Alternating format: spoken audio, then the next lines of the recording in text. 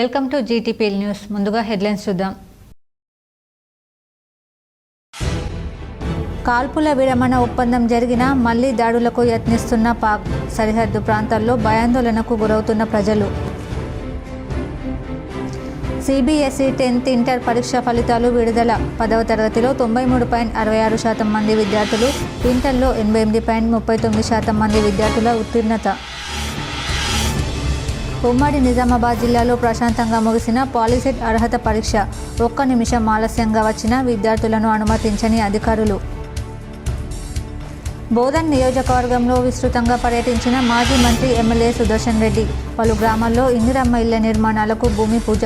ఎడపల్లి తహసీల్దార్ కార్యాలయం తనిఖీ. దేశంలో చురుగ్గా కదులుతున్న నైరుతి రుతుపవనాలు. మే 27 నాటికి నైరుతి రుతుపవనాలు కేరళను తాకే అవకాశం ఉన్నట్లు భారత వాతావరణ శాఖ వెల్లడి. సందడిగా మారిన Nizamabad rural MLA doctor Bhupat Reddy నివాసం. పలువురు నాయకులు, కార్యకర్తలు మర్యాదపూర్వకంగా కలిసి సమస్యలు విన్నవించగా సానుకూలంగా స్పందించిన ఎమ్మెల్యే. అంకాపూర్లో మాజీ సర్పంచ్, సామాజిక సేవకుడు గడ్డం రాజారెడ్డి విగ్రహ ఆవిష్కరణ చేసిన ఎమ్మెల్యే రాకేష్ రెడ్డి ధన్పాల్. భారత్ పాక్ మధ్య సీజ్ ఫైర్ ప్రకటనతో రాకెట్ వేగంతో దూసుకుపోయిన సూచీలకు నేడు బ్రేక్. బోధన్ పట్టణంలో భగవద్గీత శ్లోకాలతో ఆకట్టుకుంటున్న 4 ఏళ్ల చిన్నారి. మాజీ మంత్రి బోధన్ ఎమ్మెల్యే సుదర్శన్ రెడ్డిని పంచాయతీరాజ్ మినిస్టరియల్ ఉద్యోగులు మర్యాదపూర్వకంగా కలిసి సన్మానించారు. పంచాయతీరాజ్ మినిస్టరియల్ ఉద్యోగుల సంఘం నిజామాబాద్ జిల్లా సంఘం అధ్యక్షులు గడ్డం భాస్కర్, జనరల్ సెక్రటరీ ప్రదీప్, పరిషత్ యూనిట్ అధ్యక్షులు కె శ్రీనివాసరావు, సెక్రటరీ లింగన్న, జిల్లా శాఖ కార్యవర్గ సభ్యులు, పరిషత్ యూనిట్ సభ్యులు నూతనంగా ఎన్నుకోబడిన సందర్భంగా పి సుదర్శన్ రెడ్డిని మర్యాదపూర్వకంగా కలిశారు. వారిని శాల్వా కప్పి పుష్పగుచ్చం అందజేసి సన్మానించారు. ఆపరేషన్ సింధూర్ వల్ల తమకు నష్టం జరిగిందని పాక్ మరోసారి పేర్కొంది. నష్టాలకు సంబంధించిన వివరాలను మెల్లమెల్లగా వెల్లడిస్తోంది. ఆపరేషన్ సింధూర్లో 11 మంది సైనికులు చనిపోగా మరో 78 మంది గాయపడినట్లు పాక్ పేర్కొంది. ఇక పాకిస్తాన్ వాయుసేనకు చెందిన 5 సిబ్బంది మృతి చెందారని, మిగతా వారు ఆర్మీ సిబ్బంది అని తెలిపారు. చనిపోయిన వారిలో స్క్వాడ్రన్ లీడర్ ఉస్మాన్ యూసుఫ్ కూడా ఉన్నట్లు తెలిపింది. భారత్ చేపట్టిన ఆపరేషన్లో 40 మంది పౌరులు చనిపోగా 121 మంది గాయపడినట్లు పేర్కొంది. ఈ మేరకు ఆ దేశ సైన్యానికి చెందిన డీజీ ఐఎస్పీఆర్ ఓ ప్రకటనలో వెల్లడించింది. పాకిస్తాన్ సాయుధ దళాలు ఆపరేషన్ బనియన్ మార్పుస్ ద్వారా ఖచ్చితమైన పదునైన ప్రతీకార దాడులను నిర్వహించనుంది. పాకిస్తాన్ సాయుధ దళాలు ప్రజలతో కలిసి మరణించిన పౌరులు, సైనిక సిబ్బందికి నివాళులు అర్పిస్తాయంది. ఇందులో ఎలాంటి అస్పష్టత ఉండకూడదు. పాకిస్తాన్ సార్వభౌమత్వాన్ని లేదా ప్రాదేశిక సమగ్రతను సవాలు చేసే ఏ ప్రయత్నానైనా వేగవంతమైన, పూర్తిస్థాయి నిర్ణయాత్మక ప్రతిస్పందనతో ఎదుర్కోవాలని పేర్కొంది. పాక్ ఆర్మీ అధికార ప్రతినిధి లెఫ్టినెంట్ జనరల్ అహ్మద్ షరీఫ్ చౌదరి తమ దేశ ఎయిర్ ఫోర్స్, నేవీ అధికారులతో కలిసి సోమవారం మీడియా సమావేశం నిర్వహించారు. ఇందులో ఆయన మాట్లాడుతూ, భారత్తో జరిగిన సైనిక ఘర్షణల్లో మన వాయుసేనకు చెందిన ఓ యుద్ధ విమానం స్వల్పంగా ధ్వంసమైందని వెల్లడించారు. అయితే ఆ నష్టం ఏ స్థాయిలో ఉందనే విషయంపై పూర్తి వివరాలను ఆయన బయటపెట్టలేదు. మరోవైపు భారత వాయుసేనకు చెందిన ఎయిర్ మార్షల్ ఏకే భారతి కూడా తమ పాక్ యుద్ధ విమానాలను కూల్చివేసినట్లు ధృవీకరించారు. ఆ శకలాలు పాక్లో పడిపోయినట్లు పేర్కొన్నారు. కూలిన విమానం పాక్కు చెందిన మిరాజ్ కావచ్చని జాతీయ మీడియాలో కథనాలు వస్తున్నాయి. Central board of secondary education 12వ తరగతి ఫలితాలు విడుదలయ్యాయి. Central board of secondary education 12వ తరగతి ఫలితాలు విడుదలయ్యాయి. మంగళవారం ఉదయం సిబిఎస్ఈ బోర్డు వీటిని విడుదల చేసింది. విద్యార్థులు అధికారిక వెబ్సైట్లో ఫలితాలను చూసుకోవచ్చు. ఫిబ్రవరి 15 నుంచి ఏప్రిల్ 4 మధ్య సిబిఎస్ఈ 10, 12వ తరగతి పరీక్షలు నిర్వహించిన విషయం తెలిసిందే. దాదాపు 16 లక్షలకు పైగా విద్యార్థులు సిబిఎస్ఈ 12వ తరగతి పరీక్షలకు హాజరయ్యారు. అందులో 88.39% మంది ఉత్తీర్ణత సాధించినట్లు అధికారులు తెలిపారు. ఈ ఫలితాల్లో బాలుర కంటే బాలికలే ఎక్కువ శాతం ఉత్తీర్ణత సాధించినట్లు చెప్పారు. 1.15 లక్షలకు పైగా విద్యార్థులు 90% పైగా మార్కులు సాధించగా 24,000 మందికి పైగా విద్యార్థులు 95% పైగా మార్కులు సాధించినట్లు వివరించారు. విద్యార్థులు తాము సాధించిన స్కోర్ను వెబ్సైట్ల ద్వారా తెలుసుకోవచ్చు. రోల్ నంబర్, పుట్టిన తేదీ, స్కూల్ నంబర్, అడ్మిట్ కార్డు నంబర్లను ఎంటర్ చేయడం ద్వారా ఫలితాలు చెక్ చేసుకోవచ్చు. మరోవైపు సిబిఎస్ఈ 10వ తరగతి ఫలితాలపై స్పష్టత లేదు. బోధన్ నియోజకవర్గంలో మాజీ మంత్రి ఎమ్మెల్యే సుదర్శన్ రెడ్డి విస్తృతంగా పర్యటించారు. పలు గ్రామాల్లో ఇందిరమ్మ ఇళ్ల నిర్మాణానికి భూమి పూజ చేశారు. బోధన్ నియోజకవర్గంలో మాజీ మంత్రి ఎమ్మెల్యే సుదర్శన్ రెడ్డి విస్తృతంగా పర్యటించారు. అమ్దాపూర్ గ్రామంలో ఇందిరమ్మ ఇళ్ల నిర్మాణానికి భూమి పూజ చేశారు. ఏరాజ్పల్లి గ్రామంలో ఇందిరమ్మ ఇళ్ల నిర్మాణానికి భూమి పూజ చేశారు. ఎడపల్లి తహసీల్దార్ కార్యాలయాన్ని ఆయన ఆకస్మికంగా తనిఖీ చేశారు. ఈ కార్యక్రమంలో కాంగ్రెస్ నాయకులు, కార్యకర్తలు పాల్గొన్నారు. బేసిమెంట్ దాకైతే 1,00,000, స్లాబ్ లేవర్ వరకైతే 1,00,000, ఇంకో 1,00,000 స్లాబ్ వచ్చే వరకు గోడలు కడతాయి. ఆ తర్వాత స్లాబ్ వేసినాక 2 లక్షలు, ఇటు 4 లక్షలు అయిపోతే చిన్న చిన్న ప్లాస్టింగ్ కానీ ఫ్లోరింగ్ కానీ అవన్నీ వేస్తే ఇంకో 1,00,000 ఇస్తాం.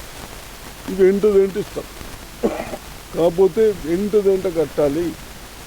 అదేవిధంగా ఆఫీసర్లకు కూడా నేను రిక్వెస్ట్ చేస్తూ ఉన్నాను, చిన్నవాళ్ళు వాళ్ళకి దాఖలా.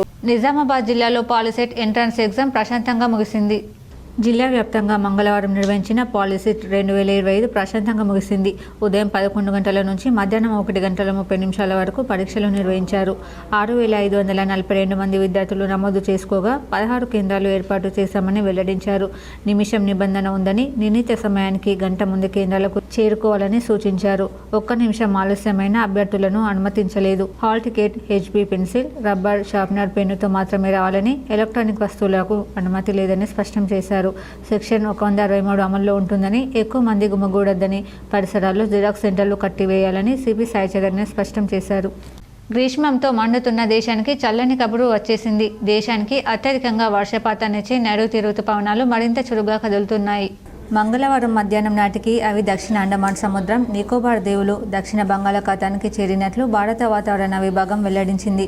రుతుపవనాల ఆగమనం దృష్ట్యా గత 2 రోజులుగా నికోబార్ దీవుల్లో భారీ వర్షాలు కురుస్తున్నాయని పేర్కొంది.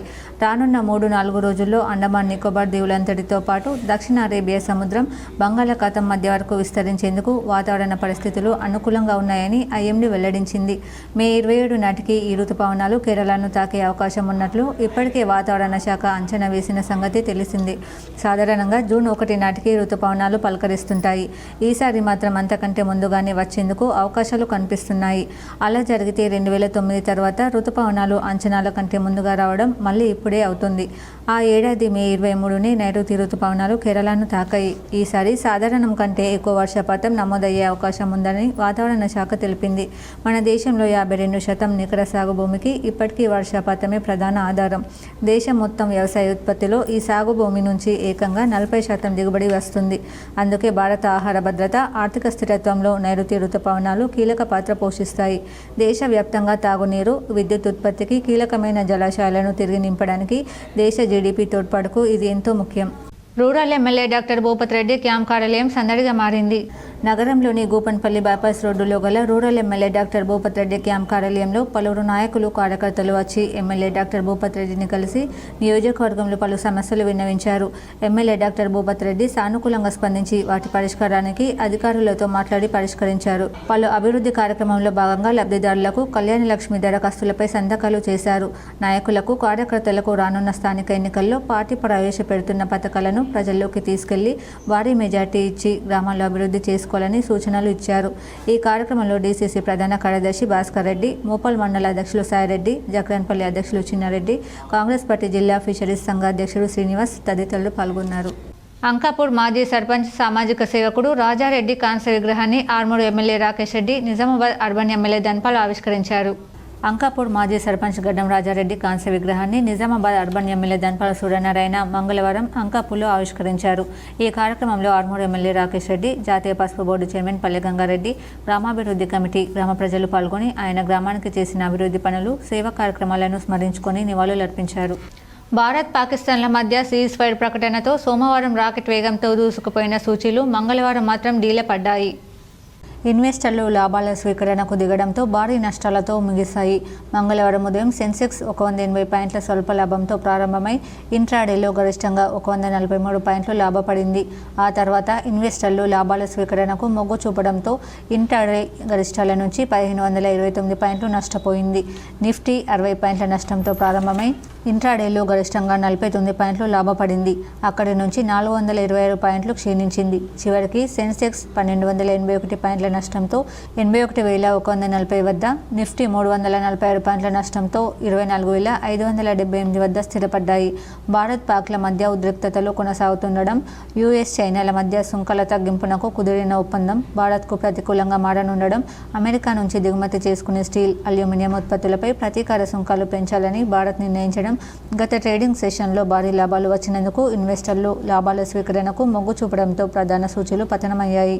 బోధన్లో భగవద్గీత శ్లోకాలతో 4 ఏళ్ల చిన్నారి ఆకట్టుకుంటుంది. బోధన్ పట్టణానికి చెందిన రిషిప్రియ దంపతుల 4 ఏళ్ల కూతురు ధన్విక భగవద్గీతలోని శ్లోకాలను చెబుతూ అందరినీ ఆశ్చర్యపరుస్తుంది. చిన్నారి చెబుతున్న శ్లోకాలు సామాజిక మాధ్యమాల్లో వైరల్ కావడంతో పలువురు చిన్నారిని తల్లిదండ్రులను అభినందిస్తున్నారు. చిన్న వయసులోనే ధన్వికకు తల్లి ప్రియ భగవద్గీతను బోధిస్తూ ఆదర్శంగా నిలుస్తుంది. భగవద్గీత చాప్టర్ 1 ఓం పరమాత్మనే నమః అత ప్రథమోజాయః అర్జున విషాద యోగః ధృతరాష్ట్రవాక్ష ధర్మక్షేత్రీ కురుక్షేత్రీ సమవేశోత్సవః మామకాః పాండవాశ్చైవ కిమకుర్వత సంజయ వాచ దృష్ట్వా తు పాండవానేకం యూఢం దుర్యోధనస్తథా. కొనుగోలు కేంద్రాల ద్వారా వరి ధాన్యం సేకరణలో జాప్యానికి తావు లేకుండా ప్రణాళికాబద్ధంగా చర్యలు చేపట్టాలని కలెక్టర్ రాజీవ్ గాంధీ హనుమంతు అధికారులకు సూచించారు. ఆర్మూర్ మండల కేంద్రంలోని దోబిఘట్, కమర్పల్లి మండలం ఉప్లూర్, మోర్తాడ్ మండలం తిమ్మాపుళ్లలో కొనసాగుతున్న ధాన్యం కొనుగోలు కేంద్రాలను కలెక్టర్ మంగళవారం సందర్శించారు. రైతులు తరలించిన ధాన్యం నిల్వలను పరిశీలించారు. రైతుల నుండి ఇప్పటివరకు సేకరించిన ధాన్యం నిల్వలు, మిల్లులకు తరలించిన ధాన్యం గురించి నిర్వాహకులను వివరాలు అడిగి తెలుసుకుని రికార్డులను పరిశీలించారు. కేంద్రానికి ధాన్యం తీసుకువచ్చిన రైతులను పలకరించి కొనుగోలు కేంద్రాల్లో ఏమైనా ఇబ్బందులు ఉన్నాయా, ధాన్యం అమ్మకాల వివరాలతో కూడిన రసీదులు అందిస్తున్నారా అని ఆరా తీశారు. దోబిఘట్ వద్ద గల కేంద్రంలో ధాన్యం కొనుగోళ్లలో ఒకంత జాప్యం జరుగుతోందని రైతులు కలెక్టర్ దృష్టికి తేగా కేంద్రం నిర్వాహకుల తీరుపై కలెక్టర్ ఆగ్రహం వ్యక్తం చేశారు. జిల్లా యంత్రాంగం ఆధ్వర్యంలో అన్ని సదుపాయాలు సమకూరుస్తున్నప్పటికీ ధాన్యం సేకరణలో ఎందుకు జాప్యం జరుగుతుందని నిలదీశారు. కొనుగోళ్లలో నిర్లక్ష్యానికి తావిచ్చే సొసైటీలకు వచ్చే సీజన్లో కేంద్రాలను కేటాయించకూడదని కలెక్టర్ పౌర సరఫరాల శాఖ అధికారులకు సూచించారు. ఆలస్యంగా పంట దిగుబడులు చేతికి అందిన అన్ని ప్రాంతాలలో కొనుగోలు కేంద్రాలను అందుబాటులో ఉంచడం జరిగిందని, పంట విక్రయం విషయంలో రైతులు ఎలాంటి ఆందోళనకు గురి కావాల్సిన అవసరం లేదని కలెక్టర్ భరోసా కల్పించారు. కలెక్టర్ వెంట Armoor RDO Rajagoud, DSO Aravind Reddy, civil supplies DM Srikanth Reddy, DCO Srinivas, DPM Sailu తదితరులు ఉన్నారు. Central board of secondary education 10వ తరగతి ఫలితాలు విడుదలయ్యాయి.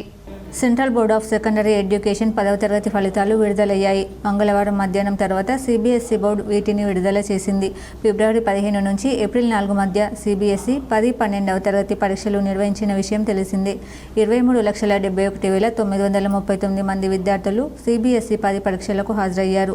తాజా ఫలితాల్లో 93.66% ఉత్తీర్ణత నమోదైనట్లు అధికారులు తెలిపారు. అయితే 10వ తరగతి ఫలితాల లింక్ ఇంకా ఎక్కడ యాక్టివ్లో లేదు. ఇక ఇవాళ ఉదయం సిబిఎస్ఈ 12వ తరగతి ఫలితాలు కూడా విడుదలైన విషయం తెలిసిందే. దాదాపు 16 లక్షలకు పైగా విద్యార్థులు సిబిఎస్ఈ 12వ తరగతి పరీక్షలకు హాజరయ్యారు. అందులో 88.39% మంది ఉత్తీర్ణత సాధించినట్లు అధికారులు తెలిపారు. ఈ ఫలితాల్లో బాలుర కంటే బాలికలు ఎక్కువ శాతం ఉత్తీర్ణత సాధించినట్లు చెప్పారు. కాల్పుల విరమణ ఒప్పందం జరిగినప్పటికీ పాకిస్తాన్ ఇంకా దాడులకు యత్నిస్తున్నట్లు కనిపిస్తోంది. సరిహద్దు ప్రాంతాల్లో సోమవారం రాత్రి మళ్లీ డ్రోన్లు కనిపించినట్లు కథనాలు వచ్చాయి. దీంతో అక్కడి ప్రజలు మరోసారి భయాందోళనకు గురవుతున్నారు. ఈ పరిణామాల నేపథ్యంలో దేశీయ విమానయాన సంస్థలు అప్రమత్తమయ్యాయి. పాక్తో సరిహద్దు పంచుకుంటున్న నగరాలకు పలు విమాన సర్వీసులను రద్దు చేస్తున్నట్లు ఎయిర్ ఇండియా, ఇండిగో ప్రకటించాయి. తాజా పరిణామాలు ప్రయాణికుల భద్రతను దృష్టిలో ఉంచుకుని జమ్మూ, లేహ్, జోధ్పూర్, అమృత్సర్, భుజ్, జామ్నగర్, చండీగఢ్, రాజ్కోట్ నగరాలకు మంగళవారం విమాన రాకపోకలు నిలిపివేస్తున్నాం. పరిస్థితులను నిశితంగా గమనిస్తున్నాం. అప్డేట్లను ఎప్పటికప్పుడు ప్రకటిస్తామని ఎయిర్ ఇండియా తమ ప్రకటనలో వెల్లడించింది. అటు ఇండిగో కూడా ఇదే విధమైన ప్రకటన చేసింది. ప్రయాణికుల భద్రతే మాకు అత్యంత ప్రాధాన్యం. దీనివల్ల మీ ప్రయాణ ప్రణాళికలకు అంతరాయం ఏర్పడినప్పటికీ రద్దు చేయక తప్పట్లేదు. ప్రయాణికులకు కలిగిన అసౌకర్యానికి క్షమాపణ చెబుతున్నామని కంపెనీ పేర్కొంది. శ్రీనగర్, లేహ్, రాజ్కోట్, చండీగఢ్, జమ్మూ, అమృత్సర్ ప్రాంతాలకు ఇండిగో విమాన సర్వీసులను నిలిపివేసింది. వాస్తవానికి సరిహద్దు ప్రాంతాల్లో ఉద్రిక్త పరిస్థితులు కాస్త సద్దుమణిగినట్లు అనిపించడంతో సోమవారం నుంచి 32 ఎయిర్పోర్ట్లను తిరిగి అందుబాటులోకి తెచ్చిన సంగతి తెలిసింది. దీంతో విమాన సేవలను పునరుద్ధరించేందుకు ఎయిర్లైన్లు కూడా సిద్ధమయ్యాయి. అయితే జమ్మూ కాశ్మీర్లోని సాంబా సెక్టర్లో సోమవారం రాత్రి డ్రోన్ల కదలికలు కనిపించాయి. అటు పంజాబ్లోను జలంధర్లో ఓనిగా డ్రోన్ను కూల్చివేసినట్లు సైనిక బలగాలు ప్రకటించాయి. కలవరపడాల్సిందేమీ లేదని, పరిస్థితి పూర్తి నియంత్రణలోనే ఉందని వెల్లడించాయి. ఈ పరిణామాల నేపథ్యంలో ఢిల్లీ నుంచి అమృత్సర్కు వెళ్లాల్సిన ఇండిగో విమానాన్ని కొంత దూరం వెళ్ళాక తిరిగి వెనక్కి మళ్లించారు. అనంతరం విమాన సర్వీసులు నిలిపివేస్తున్నట్లు ఇండిగో ప్రకటించింది.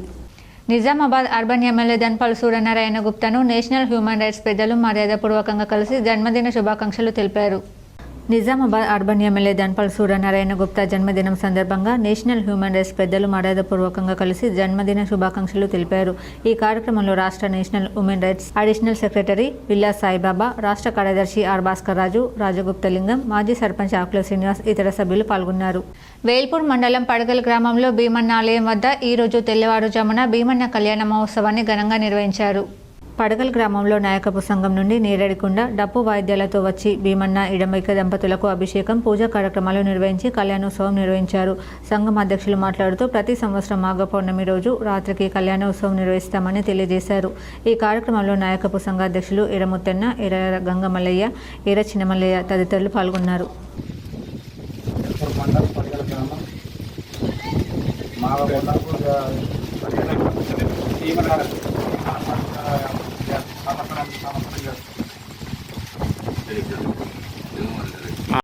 మద్యం తాగి వాహనాలు నడిపిన 24 మందికి జైలు శిక్ష, 22 మందికి జరిమానా విధించారు. వివరాలు ఇలా ఉన్నాయి. Nizamabad police commissioner P Sai Chaitanya IPS ఆదేశానుసారంగా నిజామాబాద్ డివిజన్ పరిధిలోని అన్ని పోలీస్ స్టేషన్ పరిధిలలో వాహనదారులు మద్యం తాగి వాహనాలు నడపడం వలన 46 మందికి డ్రంక్ అండ్ డ్రైవ్ టెస్టులు నిర్వహించడం జరిగింది. ఇందులో భాగంగా మే 13 నాడు నిజామాబాద్ డివిజన్ పరిధిలోని పోలీస్ స్టేషన్ పరిధిలలో పలు పోలీస్ స్టేషన్ల వారీగా పట్టుబడిన వారికి సంబంధిత పోలీస్ స్టేషన్ అధికారులు కౌన్సిలింగ్ నిర్వహించి వారిని నేడు జిల్లా మార్నింగ్ కోర్టులో హాజరుపరచగా వారికి నూర్జహాన్ బేగం స్పెషల్ జ్యుడిషియల్ 2వ క్లాస్ మెజిస్ట్రేట్ శిక్ష విధించారు. జక్రన్పల్లి మండల కేంద్రంలో ఆర్మూర్ గాంధీ సంఘ సేవకుడు అబ్దుల్ హుస్సేన్ పలు ప్రజాసేవ కార్యక్రమాలు నిర్వహించారు. ఆర్మూర్లో ఆటో నడుపుతూ జీవించే మహమ్మద్ అబ్దుల్ హుస్సేన్ గత 30 సంవత్సరాలుగా ప్రజాసేవ చేస్తూ ఆర్మూర్ గాంధీ పేరు పొంది పలు పత్రికలలో, టీవీ ఛానల్లో దర్శనమిచ్చిన గాంధీ ఈరోజు జక్రన్పల్లి మండల కేంద్రంలో విపరీతమైన ఎండ కొడుతున్న సందర్భంగా ప్రయాణికులకు, ఉపాధి హామీ కూలీలకు, రోడ్ల వెంటే తిరిగే యువకులకు తన ఆటోలో వాటర్ని తీసుకుని అందరికీ తాగునీరు అందించాడు. ఈ సమాచారం తెలుసుకున్న మండల మాజీ కోఆప్షన్ నెంబర్ ములేటి అక్బర్ ఖాన్ అంబేద్కర్ చౌక్ వద్ద అతని ఘనంగా సన్మానించి సత్కరించాడు. మనకు అదృష్టం అనుకుంటా. ఇట్లాంటి పెద్ద మనుషులతో నేర్చుకొని మేము కూడా ఆ బాటలో నడాలా, మా పిల్లలు కూడా ఇట్లాంటి నడిచి ఇట్లా సేవలు చేసుకోవాలా, మేమంతా కలిసిమెలిసి ఉండాలన్నట్టు మళ్ళొకసారి మన కేసిక్స్ వారిగా వైరల్ చేస్తే మరి కొందరు ఇట్లాంటి పెద్ద మనుషులతో నేర్చుకొని ఇట్లాంటి బాటలో నడాలన్నట్టు నాది ఒక కోరిక. మాక్లూర్ మండలంలోని మెట్టు గ్రామం వద్ద నాగమ్మ దేవాలయంలో అమ్మవారి కళ్యాణం వేద పండితుడు నూతన మంత్రోచ్చరణల నడుమ కమనీయంగా నిర్వహించారు. మాక్లూర్ మండలంలోని మెట్టు రోడ్లో గల నాగమ్మ దేవాలయంలో అమ్మవారి కళ్యాణ మహోత్సవం కమనీయంగా నిర్వహించారు.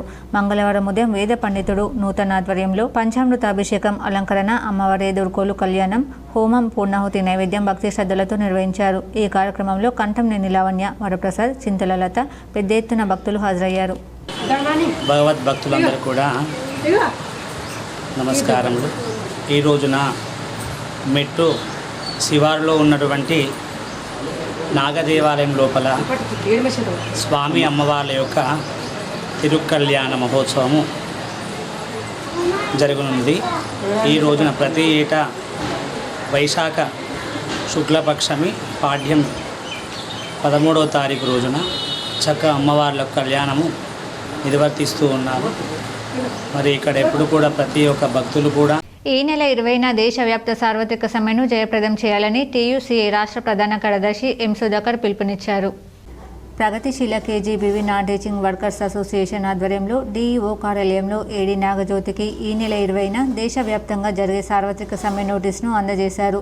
ఈ సందర్భంగా యూనియన్ రాష్ట్ర ప్రధాన కార్యదర్శి ఎం సుధాకర్ మాట్లాడుతూ మోడీ ప్రభుత్వ కార్మిక వ్యతిరేక విధానాలకు వ్యతిరేకంగా కనీస వేతనాల అమలు కోసం, కనీస పెన్షన్ 9,000 అమలు కోసం, కార్మిక వ్యతిరేక 4 లేబర్ కోడ్లకు వ్యతిరేకంగా, పని గంటల పెంపుదలకు వ్యతిరేకంగా జాతీయ కార్మిక సంఘాలు ఈ నెల 20న దేశవ్యాప్త సార్వత్రిక సమ్మెకు పిలుపునిచ్చాయన్నారు. ఈ సమ్మెలో KGBV model school non teaching సిబ్బంది పాల్గొంటారన్నారు. సుప్రీంకోర్టు తీర్పు సమాన పనికి సమాన వేతనాన్ని అమలు చేయాలని, తక్షణమే కనీస వేతనాలు 26,000 ఇవ్వాలని, ఉద్యోగ ఆహార భద్రత కల్పించాలని, కాంట్రాక్ట్ అవుట్సోర్సింగ్ కార్మికులందరినీ పర్మనెంట్ చేయాలని డిమాండ్ చేశారు. ఈ కార్యక్రమంలో యూనియన్ జిల్లా ప్రధాన కార్యదర్శి సుమలత, నాయకురాలు రాధా, సువర్ణ తదితరులు పాల్గొన్నారు. ఈ నెల 20వ తేదీన దేశవ్యాప్తంగా జరిగే సార్వత్రిక సమ్మెలో భాగంగా KGBV non teaching workers union టీయూసీఐగా ఈరోజు జిల్లా విద్యాధికారి కార్యాలయంలో సమ్మె నోటీసును ఇవ్వడం జరిగింది. ఈ సందర్భంగా కేజీబీవీ నాన్ టీచింగ్ వర్కర్లకి కనీస వేతనాలు అమలు కావడం లేదు. అదేవిధంగా వాళ్ళని పర్మనెంట్ చేస్తాన్న ప్రభుత్వ హామీ అమలు కాలేదు. సుప్రీంకోర్టు తీర్పు ప్రకారం సమాన పనికి సమాన వేతనం కూడా అమలు కావట్లేదు. వీళ్ళకి సంబంధించినటువంటి హక్కుల్ని కాలరాసేలా కార్మిక లేబర్ కోడ్లు 4 లేబర్ కోడ్లని తీసుకొచ్చే ప్రయత్నం చేస్తున్నది మోడీ ప్రభుత్వం. దీన్ని నిరసిస్తూ ఈ నెల 20న దేశవ్యాప్తంగా జరిగే సమ్మెలో కేజీబీవీ నాన్ టీచింగ్ వర్కర్లు వేల్పుల్లో గంజాయి అమ్ముతున్న వ్యక్తిని ఎక్సైజ్ పోలీసులు పట్టుకున్నారు. వివరాలు ఇలా ఉన్నాయి. Nizamabad excise deputy commissioner V Somireddy ఆదేశాల మేరకు ఎన్డీపీఎస్ స్పెషల్ డ్రైవ్లో భాగంగా నిన్న రాత్రి ఎన్ఫోర్స్మెంట్ విభాగం వారు నిర్వహించిన తనిఖీల్లో వేల్పూర్ గ్రామంలో గంజాయి అమ్ముతున్న వ్యక్తి యాళ్ల రిష్వత్ను అదుపులోకి తీసుకుని 750 గ్రాముల గంజాయిని, ఒక బైక్ను, సెల్ ఫోన్ను స్వాధీనం చేసుకుని కేసు నమోదు చేయడం జరిగింది. ఆ తర్వాత ఆర్మూర్ పట్టణంలో సోదాలు నిర్వహించి ఇద్దరు వ్యక్తులు షేక్ సమీర్, షేక్ కలీం అనే వ్యక్తుల నుండి 2.3 కిలోల గంజాయిని, 2 బైక్లను, 2 సెల్ ఫోన్లను స్వాధీనం చేసుకుని కేసులు నమోదు చేశారు. మొత్తం 3 కేసులు నమోదు చేసి 3 వ్యక్తుల నుండి 3.50 కిలోల గంజాయిని, 3 బైక్లు, 3 ఫోన్లను స్వాధీనం చేసుకున్నారు. ఈ దాడుల్లో సిఐ వెంకటేష్, ఎస్ఐ నరసింహాచారి, సిబ్బంది బొమ్మన్న, గంగారం, విష్ణు, సాయికుమార్ పాల్గొన్నారు. గంజాయి అమ్మితే కఠిన చర్యలు తీసుకుంటామన్నారు. వరి ధాన్యం తూకంలో వ్యత్యాసం రాకూడదని అదనపు కలెక్టర్ అన్నారు. మంగళవారం లింగంపేట్ మండలం కోమటిపల్లి, పోతాయిపల్లి ధాన్యం కొనుగోలు కేంద్రాలను అదనపు కలెక్టర్ పరిశీలించారు. ప్రస్తుతం వాతావరణ శాఖ సమాచారం మేరకు అకాల వర్షాలు కురిసే ఆస్కారం ఉందని, రైతులు ధాన్యం కుప్పలపై టార్పాలిన్ కప్పివేయాలని తెలిపారు. కొనుగోలు కేంద్రాల ఇన్ఛార్జీలు టార్పాలిన్లను అందుబాటులో ఉంచుకోవాలని, రైతులను అప్రమత్తం చేయాలని సూచించారు. ధాన్యం తూకాల్లో వ్యత్యాసం రాకుండా చూడాలని హమాలీలను ఆదేశించారు.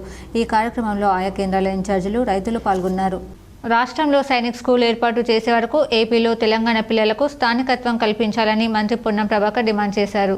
కేంద్రం, ఏపీ సర్కార్ నిర్ణయంతో సైనిక్ స్కూల్ ప్రవేశ పరీక్ష రాసిన 20,000 మంది విద్యార్థులు నైరాశ్యంలో ఉన్నట్లు తెలిపారు. దేశంలో దాదాపు అన్ని రాష్ట్రాల్లో సైనిక్ స్కూళ్లు ఉన్నాయని, తెలంగాణలో తొందరగా ఏర్పాటు చేయాలని కోరారు. ఈ విషయంలో కేంద్ర మంత్రులు బండి సంజయ్, కిషన్ రెడ్డి జోక్యం చేసుకోవాలని విజ్ఞప్తి చేశారు. ముప్కాల్ మండల కేంద్రంలో విద్యార్థులకు వేసవి శిక్షణ శిబిరంలో ఉత్సాహంగా విద్యార్థులు పాల్గొన్నారు. విద్యార్థులకు చదువుతో పాటు వారిలో దాగి ఉన్న సృజనాత్మకతను నేర్చుకోవాలనే సంకల్పంతో మొదలైందని ఈ వేసవి శిక్షణ శిబిరం మండల కేంద్రంలోని ముప్కాల్ జిల్లా పరిషత్ ఉన్నత పాఠశాలలో మే నెల 10వ తేదీన ప్రారంభించాము. మే 25వ తేదీ వరకు 15 రోజుల పాటు వేసవి ఉచిత శిక్షణ శిబిరం కొనసాగుతుందని మండల విద్యాధికారి రవికుమార్ తెలిపారు.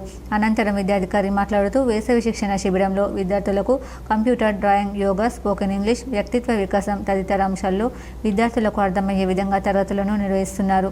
ఈ శిక్షణ శిబిరం ఉదయం 8 గంటల నుంచి 11 గంటల వరకు శిక్షణ తరగతులు నిర్వహిస్తున్నామని తెలిపారు. ఈ అవకాశాన్ని విద్యార్థులు సద్వినియోగం చేసుకోవాలని కోరారు. తెలంగాణ ప్రభుత్వము ప్రభుత్వ పాఠశాలలు మరియు ప్రైవేట్ పాఠశాలలు చదివే విద్యార్థుల కొరకు వేసవి శిక్షణ శిబిరాన్ని ఏర్పాటు చేయడం జరిగింది. అందులో భాగంగా ముప్కాల్ మండలంలో స్థానిక ముప్కాల్ ఉన్నత పాఠశాలలో ఈ శిబిరాన్ని ఏర్పాటు చేయడం జరిగింది. ఈ శిబిరంలో పిల్లలకి డ్రాయింగ్, యోగా మరియు ఎంబ్రాయిడింగ్, ఆడపిల్లలకైతే బాయ్స్కి కొన్ని గేమ్స్ ప్లస్ వాలీబాల్ కూడా కోచింగ్ ఇవ్వడానికి నిర్ణయించడం జరిగింది. ఇందులో భాగంగా ఇన్స్ట్రక్టర్స్ పిల్లలకి ఆయా విభాగాలను శ్రీ లక్ష్మీ నరసింహస్వామి జయంతిని పురస్కరించుకొని ఆర్మూర్ పట్టణంలోని శివాజీ చౌక్లో గల శ్రీ లక్ష్మీ నరసింహస్వామి ఆలయంలో సర్వ సమాజ ఆధ్వర్యంలో ఘనంగా రథోత్సవాన్ని నిర్వహించారు. సర్వ సమాజ్ ప్రతినిధులతో పాటు ప్రముఖులు పెద్ద సంఖ్యలో రథోత్సవంలో పాల్గొన్నారు. ఈ సందర్భంగా సర్వ సమాజ్ సభ్యులు మాట్లాడుతూ ప్రతి సంవత్సరం నరసింహస్వామి జయంతి వేడుకలు సర్వ సమాజ్ ఆధ్వర్యంలో శ్రీ లక్ష్మీ నరసింహస్వామి ఆలయంలో ఘనంగా నిర్వహించడం జరుగుతుందని అన్నారు. లక్ష్మీ నరసింహస్వామి ఆశీస్సులతో పట్టణ ప్రజలంతా ఆయురారోగ్యాలు అష్టైశ్వర్యాలతో వర్ధిల్లాలని ఆకాంక్షించారు. ఈ కార్యక్రమంలో సర్వ సమాజ్ సభ్యులు, భక్తులు తదితరులు పాల్గొన్నారు. యువత మత్తు పదార్థాలకు దూరంగా ఉంటూ ఉన్నత లక్ష్యాలను సాధించాలని ఆర్మూర్ SHO సత్యనారాయణ గౌడ్ అన్నారు. ఆర్మూర్ పట్టణంలోని శాఖ గ్రంథాలయంలో సామాజిక సేవకుడు తులసి కుమార్ ఆధ్వర్యంలో మత్తు పదార్థాలపై అవగాహన పోస్టర్లను సిఐ సత్యనారాయణ ఆవిష్కరించారు. ఈ సందర్భంగా యువకులకు మత్తు పదార్థాలపై ఆయన అవగాహన కల్పించారు. అనంతరం సిఐ మాట్లాడుతూ గంజాయి, గుట్కా, మద్యపానం, ధూమపానం లాంటి వాటికి యువకులు దూరంగా ఉంటూ మంచి చదువులు చదివి ఉన్నత లక్ష్యాలను సాధించాలని సూచించారు. తులసి పట్వారీ సేవలు యువకులకు ఆదర్శమని పేర్కొన్నారు. ఈ కార్యక్రమంలో యువకులు తదితరులు పాల్గొన్నారు.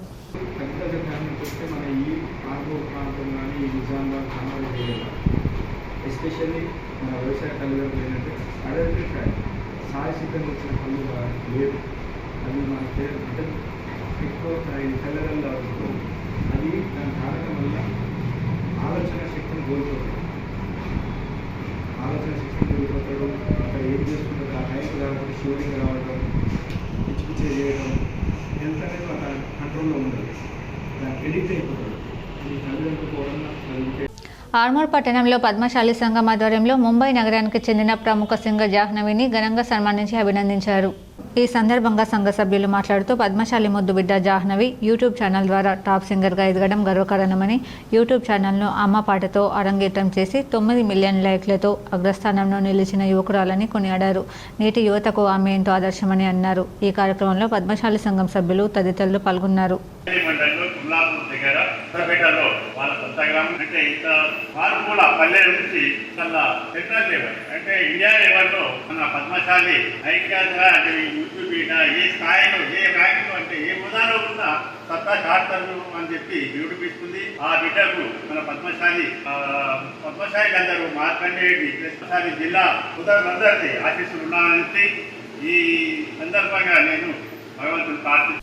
ఇప్పుడు మండలాల వార్తలు చూద్దాం.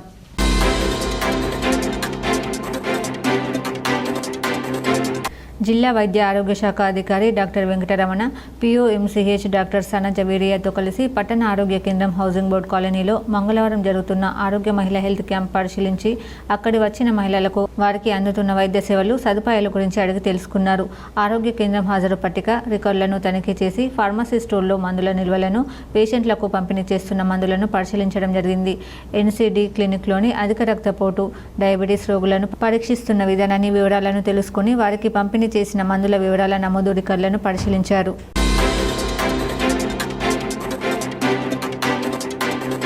కరీంనగర్ జిల్లా దుద్దేనపల్లి, బొమ్మకల్లో భూభారతి రెవెన్యూ సదస్సులను కలెక్టర్ పరిశీలించారు. భూ సమస్యల శాశ్వత పరిష్కారం కోసం ప్రభుత్వం నూతనంగా ప్రవేశపెట్టిన భూభారతి చట్టం అమలులో భాగంగా పైలట్ మండలం సైదాపూర్లో నిర్వహిస్తున్న రెవెన్యూ సదస్సులను ప్రజలు సద్వినియోగం చేసుకోవాలని జిల్లా కలెక్టర్ పమిల సత్పతి సూచించారు.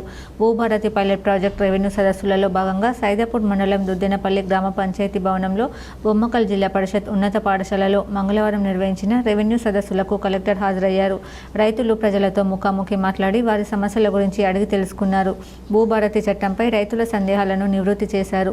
భూ సమస్యలు పరిష్కరించి రైతులకు వారి భూములపై పూర్తి హక్కులు కల్పించేందుకు ప్రభుత్వం భూభారతి చట్టం అమలు చేస్తుందని కలెక్టర్ తెలిపారు. ఇప్పటికే అన్ని మండలాల్లో నూతన చట్టం గురించి అవగాహన కల్పించామని గుర్తు చేశారు. ప్రభుత్వ ఆదేశాల మేరకు సైదాపూర్ మండలాన్ని పైలట్ ప్రాతిపదికన ఎంపిక చేసి గ్రామాల వారీగా రెవెన్యూ సదస్సులు నిర్వహిస్తున్నామన్నారు. ఈ రెవెన్యూ సదస్సులో భూ రికార్డులలో పేరు తప్పులు, విస్తీర్ణంలో హెచ్చుతగ్గులు, వారసత్వ భూములు, భూ స్వభావం తప్పులు, నిషేధిత జాబితాలో ఉన్న భూ సమస్యలు, సర్వే నెంబర్ మిస్సింగ్, పట్టా పాస్ బుక్కులు లేకపోవడం, ప్రభుత్వ భూములను నవీకరించడం, సాదా బైనామా కేసులు, హద్దుల నిర్ధారణ, పార్ట్ బిలో చేర్చిన భూముల సమస్యలు, భూసేకరణ కేసులు తదితర భూ సమస్యలకు సంబంధించిన దరఖాస్తులు స్వీకరిస్తున్నామని తెలిపారు. భూభారతి కొత్త ROR చట్టం ప్రకారం అధికారులు క్షేత్రస్థాయిలో విచారణ జరిపి నిర్దేశిత గడువులోపు భూ సమస్యలు పరిష్కరిస్తారని తెలిపారు. వివిధ కారణాల వల్ల రెవెన్యూ సదస్సులో అర్జీలు సమర్పించే అవకాశం లభించని వారు తర్వాత కూడా దరఖాస్తు చేసుకోవచ్చని, అధికారులు అందుబాటులో ఉండి అర్జీలు స్వీకరిస్తారని తెలిపారు. క్షేత్రస్థాయి పరిశీలన, విచారణ కోసం వచ్చే రెవెన్యూ బృందాలకు సహకరించాలని కలెక్టర్ కోరారు. భూ సమస్యలను పరిష్కరించుకొని భూ వివాదాలు లేని గ్రామాలుగా పల్లెలను తీర్చిదిద్దుకోవాలని సూచించారు.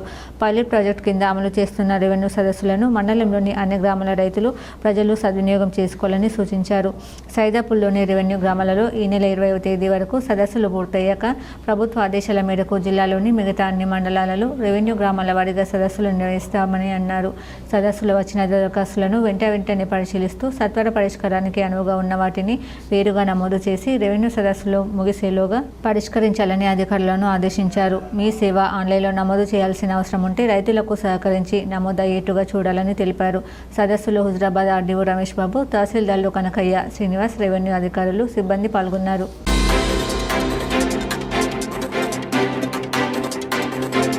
నిజామాబాద్ జిల్లా ఫుట్బాల్ సంఘం అధ్యక్ష కార్యదర్శులు ఫారూక్ జావేద్ల సహకారంతో ఈ పోటీలు నిర్వహిస్తున్నామని ఆయన తెలిపారు. ఈ టోర్నమెంట్లో తెలంగాణ రాష్ట్రం నుంచి 6 జట్లు, DKR football club, PKR football club, Medak football association జట్టు, ఎర్రపల్లి సరస్వతి ఎఫ్సి జట్టు, కేర్ ఫుట్బాల్ జట్లు పాల్గొంటున్నాయని, ప్రతి జట్టులో ఇతర రాష్ట్రాల 3 క్రీడాకారులకు అనుమతి ఉందని, ఈ టోర్నమెంట్లో ఇండియా క్యాంపుకు ఇండియాకు ప్రాతినిధ్యం వహించిన క్రీడాకారులు ఆడుతున్నట్లు ఆయన తెలిపారు. టోర్నమెంట్ కన్వీనర్గా doctor Kavitharani, organising secretary Erram Sudhir వ్యవహరిస్తున్నారని ఆయన తెలిపారు. ఈ టోర్నమెంట్ లీగ్ కమ్ నాకౌట్ పద్ధతిలో నిర్వహిస్తున్నట్లు ఆయన తెలిపారు. ఈ టోర్నమెంట్ విజేత ఇండియన్ ఫుట్బాల్ ఉమెన్స్ లీగ్కు క్వాలిఫై అవుతుందని ఆయన తెలిపారు. జిల్లాలో మొట్టమొదటిసారి ఫ్లడ్ లైట్స్లో ఈ టోర్నమెంట్ నిర్వహిస్తున్నట్లు ఆయన అన్నారు. ఈ నెల 15న టోర్నమెంట్ ప్రారంభ కార్యక్రమానికి పీసీసీ అధ్యక్షులు మహేష్ కుమార్ గౌడ్ హాజరవుతున్నట్లు ఆయన పేర్కొన్నారు.